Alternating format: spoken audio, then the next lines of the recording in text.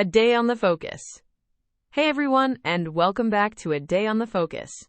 It's Mel here, your friendly neighborhood history buff, ready to dive headfirst into the fascinating and sometimes frankly bizarre events of April 1st. Buckle up, Buttercup, because today's trip through time is a wild one. First things first, happy 91st day of the year, or 92nd if you're a leap year fan. We're officially well into spring, and the world was already buzzing on this day throughout history. Way back in 527 AD, the Byzantine Empire got a major shakeup. Emperor Justinian I, clearly a fan of family business, named his nephew Justinian I as his co-ruler. Talk about nepotism. Good thing Justinian turned out to be a pretty solid emperor, or that whole succession plan could have backfired spectacularly. Fast forward a few centuries, and we hit 1572. The 80 Years' War is raging, and a group called the Watergeuzen, seriously, that's what they were called, captured Brielle in the 17 provinces. This seemingly small victory was actually a huge deal, marking the first step towards the creation of the Dutch Republic. Go Watergeuzen! Then, leaping over to 1789, the United States House of Representatives finally got its act together and held its first quorum. They elected Frederick Muhlenberg as Speaker, a guy who probably had no idea the internet would one day be full of memes. If you think politics is messy now, imagine the drama back then, without even Twitter to fuel the fire. And let's not forget the tragic side of history.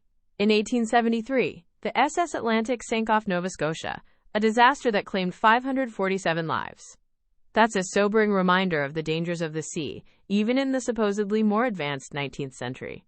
Jumping ahead to the 20th century, we see the birth of the Royal Air Force in 1918, a pivotal moment for aviation and warfare. And then, the chilling anti-Semitic boycott of Jewish businesses in Germany in 1933, a dark day that foreshadowed the horrors to come. April 1st also saw the end of the Spanish Civil War in 1939, the formation of Apple Computer in 1976, and the tragic death of Marvin Gaye in 1984. Wow, talk about a range of events. But wait, there's more. This day wasn't just about grand historical events. The formation of the Royal Canadian Air Force in 1924. The launch of Gmail in 2004. These are just a few more highlights from this wonderfully varied day in history. A Day on the Focus. Story time. Imagine this. It's 1976, and Steve Jobs and Steve Wozniak are nervously setting up shop in a garage. They're about to launch their revolutionary little company, Apple. Little do they know their creation would eventually become one of the most influential companies in the world. Suddenly, a news report crackles through a nearby radio about the SS Atlantic sinking and the massive loss of life. The contrast is jarring, the hopeful birth of technology juxtaposed against the grim reality of a maritime tragedy from nearly a century before. The two Steves are stunned into silence for a moment, pondering the vast sweep of history, the incredible progress, and the ever-present potential for disaster.